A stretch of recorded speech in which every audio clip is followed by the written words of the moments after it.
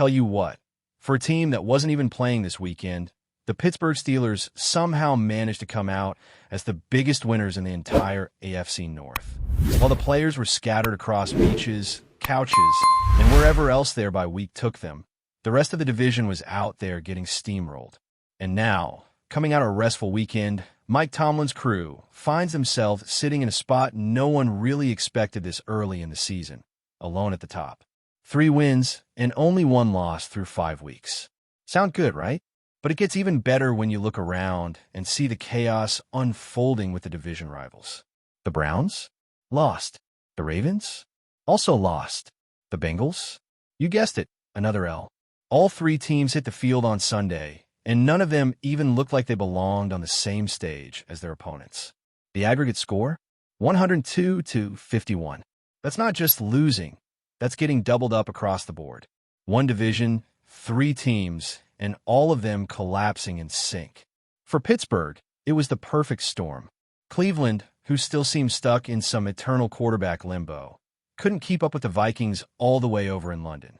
Baltimore, battling injuries all over the roster, got run over by the Texans right in their own backyard. And Cincinnati, who still doesn't have Joe Burrow back to full strength, got taken apart by the Lions in what felt like the most predictable result of the weekend. So now we're 5 weeks into the season, and somehow, someway, the Steelers are ahead of all of them. Again, I didn't even play. Now, nobody's crowning them champs in October. No one's acting like this is the finished product. Steelers fans know better than most that early leads in this division don't always mean much come December. Just last year, Pittsburgh had a great record through 13 weeks and still managed to let the division slip through their fingers. So yeah, let's not get ahead of ourselves. But let's also not ignore how significant it is to be sitting at 3 wins and 1 loss while your rivals are scrambling to patch things up before the season gets away from them completely. And it's not like the upcoming schedule gets any easier for the rest of the North. The Steelers are about to face 2 straight divisional opponents, the Browns at home, and then a quick turnaround to face the Bengals on Thursday night in Cincinnati. Meanwhile, Baltimore's got the Rams next, and with the way Los Angeles has been playing, even in that overtime loss to the Niners, that's no walk in the park. With all the injuries piling up in Baltimore, they probably wish they had their bye week right now. Instead, it comes after that Rams game, which could easily leave them staring at a 1-5 record if things don't go their way. And that's the theme right now across the AFC North: injuries and uncertainty. The Ravens are missing key pieces all over, and it's not just Lamar Jackson. The Bengals are without their franchise quarterback, and the Browns, well, they've never really had that position figured out to begin with. Pittsburgh, say what you want about their inconsistencies in the first few weeks, but they've had a quarterback on the field every single game. Kenny Pickett may not be lighting up the scoreboard just yet, but he's there, and he's learning, and the Steelers are winning. That alone sets them apart right now. And just in case disaster were to strike, let's say, hypothetically, something happens to Pickett, the Steelers still have Mason Rudolph waiting in the wings. Not saying he's a long-term answer, but in a league where half the teams can't even keep their starter upright, having a reliable backup is a luxury. That's the kind of depth that's going to matter in a brutal, grinded-out division like the AFC North. So yes, Pittsburgh is in a much better spot than the rest of the division, at least for now. That doesn't mean they're guaranteed anything.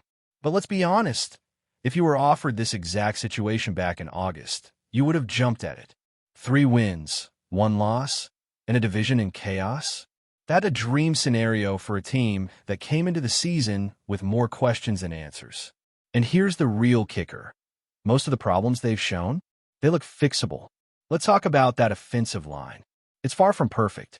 We all saw it in those early games. Missed assignments, poor protection, and not a whole lot of room for the run game to breathe. But it's not like we're watching a unit that's completely lost. There's potential there.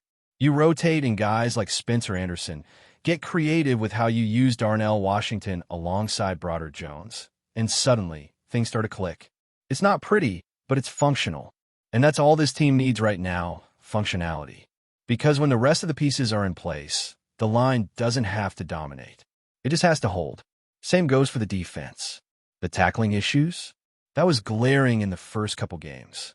Missed opportunities guys out of position, not finishing plays. But even that, you could tell it was correctable. And lately, it's looked a lot sharper. They're communicating. They're sticking to assignments. You're seeing cohesion where there used to be chaos. It's not perfect, but it's getting there. And again, it's early. This is the part of the season where growth matters more than polish. No, they're not going undefeated from here on out. No, they're not a lock to sweep the next 2 division games. But if you're looking for signs that something might be starting to shift, that this team might be turning the corner, you don't have to squint too hard to see it. The energy feels different. The belief is creeping in. And you can trace it back to that trip to Ireland, where something about being on the other side of the world seemed to shake this group out of whatever funk they were in. Maybe it's just one game. Maybe it's just a fluke. But you got to start somewhere. And for this team, maybe that somewhere was Dublin. Now, the other big question floating around the Steelers right now is whether this team has more to give, more upside. And honestly, how could anyone say no to that? Look at the roster. Look at the names. Look at the youth. You're telling me this group has already peaked? That what we've seen is as good as it gets? Come on. That's not just pessimistic. That's lazy. There's room to grow everywhere, from the quarterback to the trenches to the secondary. These guys haven't even scratched the surface yet. Injuries are always part of the story. And yes, the Steelers have had their share. But every team deals with it. And when Pittsburgh was missing major pieces on defense over the past couple weeks, nobody from Baltimore or Cleveland or Cincinnati was shedding a tear. That's the reality of the NFL. It's a long season, and it tests everyone. But when you've got a solid foundation and the pieces start falling into place, you can weather those storms. Right now, it feels like the Steelers are doing just that. And as this team moves forward, there's a growing belief that what we're witnessing might not just be a brief run of good fortune, but the beginning of something more cohesive, more sustainable. You can feel it in how the players are talking, in how the coaches are responding, and especially in the way they've managed to turn glaring weaknesses into manageable flaws. It's not a finished product, but it's no longer a mess either. That's really the key difference from earlier years. In the past, you'd watch the Steelers stumble out of the gate and think, well, this is just who they are. But now, there's a visible sense of growth. Even when they've been outplayed, they haven't looked lost. Even when the execution was off, the plan was still there. And that matters a lot. Because in the National Football League, it's not about who starts strong. It's about who adapts, who adjusts, and who evolves. And right now, the Steelers are showing signs of doing all three. Think about where this team was just a few weeks ago. The offense looked flat. The line couldn't block. The wide receivers weren't creating separation. Kenny Pickett was being questioned. Matt Canada was being, well, Matt Canada. The criticism was everywhere, and some of it was deserved.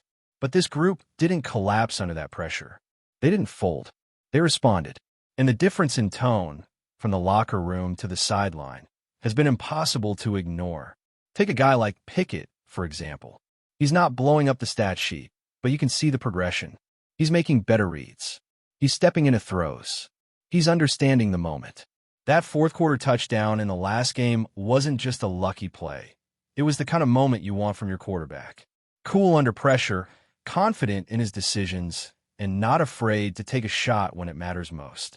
That's what leadership looks like. And even if it's not all clicking yet, those flashes are what you build around. And then you look at the defense, which despite the injuries and despite the early issues, has started to resemble the kind of Steelers defense fans are used to. Physical, fast, and opportunistic. They're hitting again. They're forcing turnovers. They're flying to the ball. That's not just a coincidence. That's a product of preparation and culture. These guys take pride in how they play. And even when the personnel changes, the standard doesn't. TJ Watt, Minkah Fitzpatrick, Cam Hayward. When you've got those voices in the locker room, you're never going to fall too far. But beyond the star names, it's been the unsung guys stepping up that's really telling the story of this team's resilience. Young players are finding their roles. Backups are making plays. There's a next-man-up mentality that isn't just talk. It's happening on the field. And when you see that kind of response from the depth chart, it tells you something important. This locker room is bought in. Another thing that deserves credit is the coaching staff, especially Mike Tomlin. It's easy to focus on game plans or play calling, But what often gets overlooked is how much of coaching is about management, of people, of expectations, of emotions. Tomlin has never lost the locker room. Even when fans are calling for changes, even when the noise gets loud, the team stays grounded.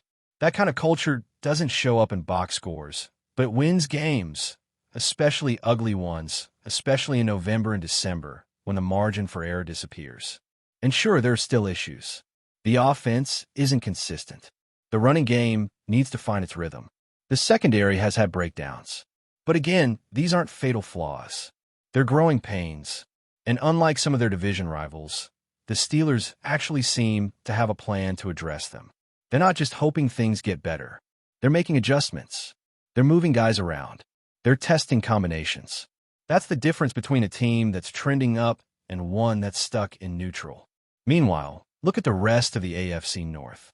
The Ravens are decimated by injuries. The Bengals still don't know when Joe Burrow will be fully healthy. The Browns, well, they're the Browns. There's instability everywhere. And while Pittsburgh's not immune to adversity, they're handling it better. They're navigating it with more clarity. That's not luck. That's structure. That's leadership. Even something as simple as how they came out of the bye week speaks volumes.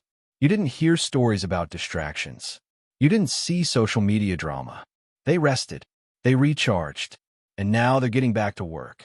That's what professional teams do. That's what playoff teams do. They use the time to recover and refocus, not to fall apart. And now, with the Browns coming into town, this next game isn't just another notch on the schedule. It's an opportunity, a chance to make a statement in front of the home crowd, a chance to create distance in the standings, a chance to show that what happened overseas wasn't a fluke, but a turning point. These are the kinds of games that shape seasons. Win here, and the conversation around this team shifts from one of cautious optimism to real belief. That's the power of stacking wins. That's what momentum looks like. And this group, as young and flawed as it may be, seems to understand that. They're not treating any of this like it's owed to them. There's a humility to the way they're approaching each week, a recognition that they still have a lot to prove, but also a quiet confidence that they're on the right path. You can't teach that. You can't fake that. That comes from experience, from being doubted, from going through the fire and coming out stronger. And that's where this team is right now, in the middle of that process. They're not where they want to be, but they're closer than they were. And more importantly, they're moving in the right direction. And when you zoom out, when you take a look at the entire picture, the record, the injuries, the performances, the rivals, it becomes clear that the Steelers have something that a lot of teams around the league don't: stability. Not perfection, not dominance, but a foundation. And in a league that chews up and spits out teams every single year, having a foundation matters more than most people realize. But before we dive in, don't forget to subscribe to Steelers Nation Central and hit the like button on this video. Your support helps us keep bringing you the latest updates on the Pittsburgh Steelers. And don't forget to share your thoughts on the news in the comments below. Whispers are growing louder in NFL corridors, and the latest buzz is impossible to ignore. Terry McLaurin is reportedly locked in with the Pittsburgh Steelers. Sources close to the organization hint that the move could mark a dramatic shift in the Steelers' aerial attack, finally giving the franchise a weapon capable of stretching defenses and changing the game's tempo. While nothing has been officially confirmed, insiders suggest that McLaurin's signing is seen as a problem solved for Pittsburgh's passing game, which has long struggled to find a consistent, explosive presence in the receiving corps. The mere prospect of McLaurin donning the black and gold has already ignited the imaginations of fans and analysts alike. Known for his speed, precise route running, and ability to make defenders look foolish in open space, McLaurin could provide quarterback Kenny Pickett with the kind of reliable target that has been missing in crucial moments. Rumors suggest that McLaurin's arrival might not just be about individual talent. It could signal a broader offensive strategy pivot, with the Steelers aiming to be more aggressive in the vertical game, stretching defenses, and creating mismatches downfield. NFL insiders are buzzing about what this could mean for the Steelers' offensive identity. For years, Pittsburgh has relied on a ground-and-pound philosophy mixed with short, safe passes, often leaving fans frustrated with a predictable aerial attack. McLaurin's rumored addition could be the spark that finally turns the Steelers into a more dynamic, unpredictable offense capable of challenging top-tier defenses week after week. Speculation is rife that his presence will open up opportunities not just for Pickett, but for the running backs and tight ends, creating a domino effect across the offense. Of course, with any rumor comes a fair share of skepticism. Contract details, official announcements, and the timing of McLaurin's potential debut remain unclear. Yet the chatter is undeniable, and the excitement surrounding Pittsburgh's locker room has never been higher. Fans are already imagining the highlight reels. McLaurin blowing past cornerbacks, sideline-to-sideline acrobatics, and a rejuvenated Steelers offense finally living up to its storied legacy. While the Steelers organization has stayed tight-lipped, the rumor mill shows no signs of slowing down. If true, McLaurin could be the missing piece that transforms Pittsburgh's passing game from a perennial question mark into a legitimate threat. One thing is certain. The NFL world will be watching closely, and if this buzz proves accurate, the Steelers may have just solved one of their longest-standing offensive dilemmas. That's it for this update. If you enjoyed the video and want to keep receiving exclusive news about the Pittsburgh Steelers, make sure to subscribe to Steelers Nation Central and give this video a like. We always look forward to hearing your comments and opinions. See you in the next video.